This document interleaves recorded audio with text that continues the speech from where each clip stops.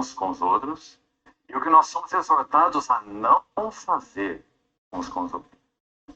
Então nós poderíamos trazer esse tema comunhão tão alto, tão sublime, tão divino para o viver do dia a dia da igreja.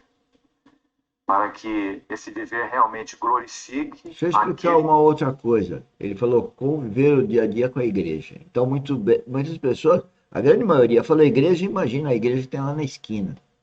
Não é dessa igreja que ele está falando. Não é igreja denominação tal, a catedral não sei da onde. Não é essa igreja, não. Pois a igreja que ele fala é a igreja de Cristo.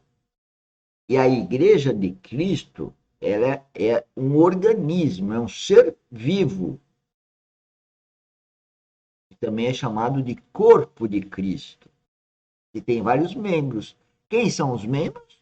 São aqueles que nasceram de novo. Então, você que está percebendo que não nasceu de novo, se você procurar Deus, você nasce de novo. Você precisa ter fé. Existe um Deus único e tudo que está escrito na Bíblia. Aí você começa a andar amando esse que te deu a vida eterna, amando esse Cristo que te deu a vida eterna, estou repetindo proposital, porque se você não tem sensibilidade de entender que Cristo deu a vida dele daquele jeito para salvar a mim, a você, a nós, para a vida eterna, você não tem fé. Ou você acredita ou não. Aí teu coração começa a ter uma metamorfose. E você vai mudando. Aí você recebe o Espírito Santo. Aí você vai ter o dom do Espírito te governando, te guiando. Bom, vamos lá escutar o preletor. Que nos chamou para a comunhão do seu Filho, Jesus Cristo. Mas nós não vamos nos apressar em entrar nesse tema. Nós temos 2 sessões. A fonte da comunhão tem que ser sempre o nosso primeiro passo. Queridos irmãos, comunhão não é uma coisa simples. Vamos tentar, com a ajuda do Senhor, exercer a nossa imaginação santa, não especulativa, mas santa.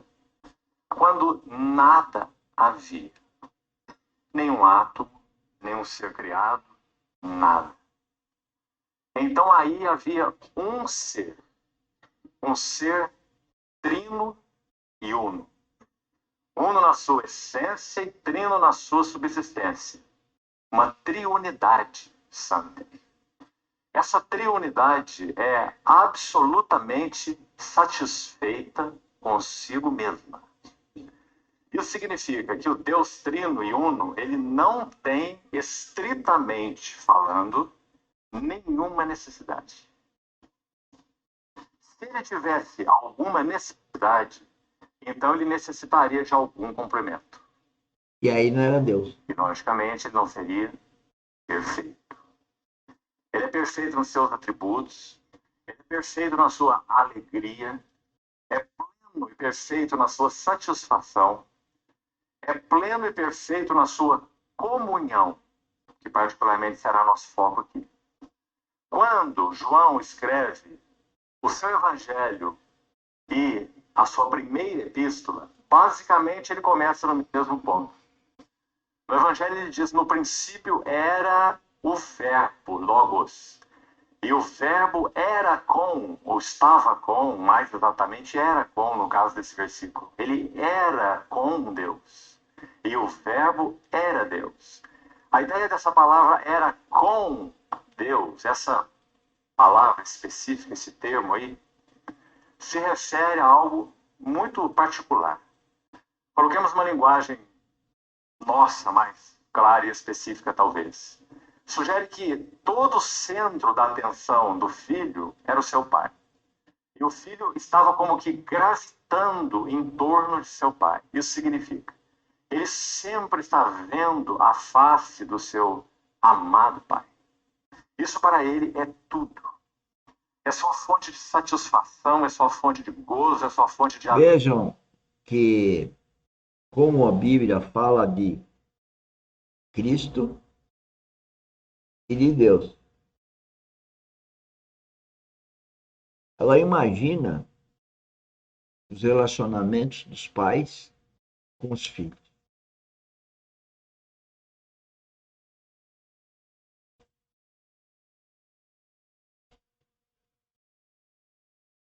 E os filhos que não têm esse sentimento que a Bíblia diz de Cristo com o Pai. Porque tudo que é falado na Bíblia vale hoje para qualquer um de nós para aplicarmos no plano horizontal, então na relação pai e filho. Mas, sobretudo, é espiritual. Então, o que Deus quer? É que o pai e o filho se entendam. E é isso que a gente vê. Hoje a gente vê os filhos mal educados. Hoje a gente vê os filhos querendo fazer as coisas da cabeça dele. Hoje a gente vê os filhos arrogantes, acham que sabem, tomam decisões para quando é para o prazer deles, escondem do pai.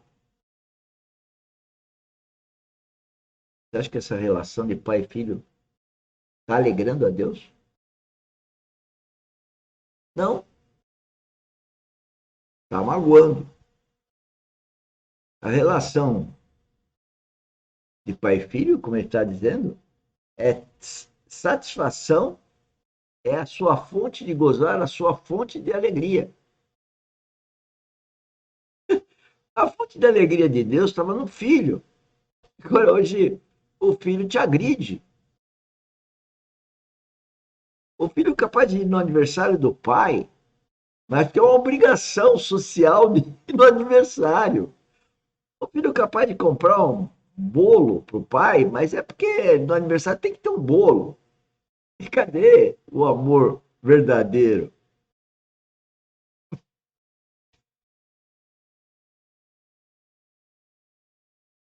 Cuidado, porque isso está valendo para qualquer um de nós. Vamos lá.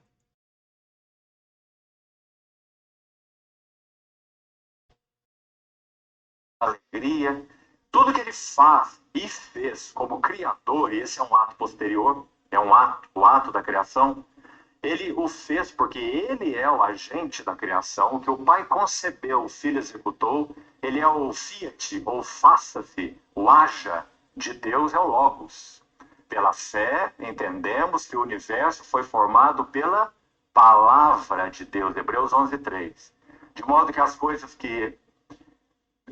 visíveis foram criadas a partir daquelas que não aparecem. Então, tudo que esse filho fez, ele fez com um propósito. E o propósito é que o seu pai estivesse absolutamente agradado. Tá Agradado. vendo? Cada um olha no espelho e fala: o que você faz, o que você fez, agradava o seu pai? Senhores, quem achar que agrada é porque está muito fora da realidade espiritual.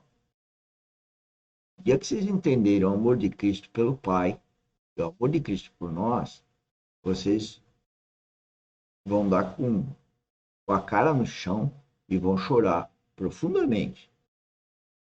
Porque o nosso amor uns pelos outros, quer seja pelos pais, chega próximo. E só tem um jeito de se aproximar do amor de Cristo. É nascer espiritualmente nele e passar a transformar sua mente, seu caráter e sua conduta na dele, tendo Cristo no coração. Hoje eu falo para as pessoas que olharem para mim e ver o Cristo em mim, as pessoas olham para mim e vê a ruga, vê que eu xinguei a pessoa, vê os meus podres.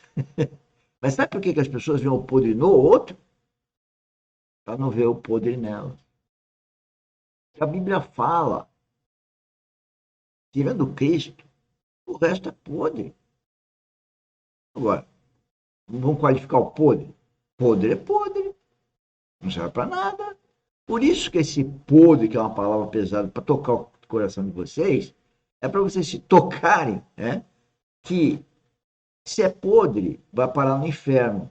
E se não é podre, ou seja, filho de Deus, vai ter uma vida eterna com Deus.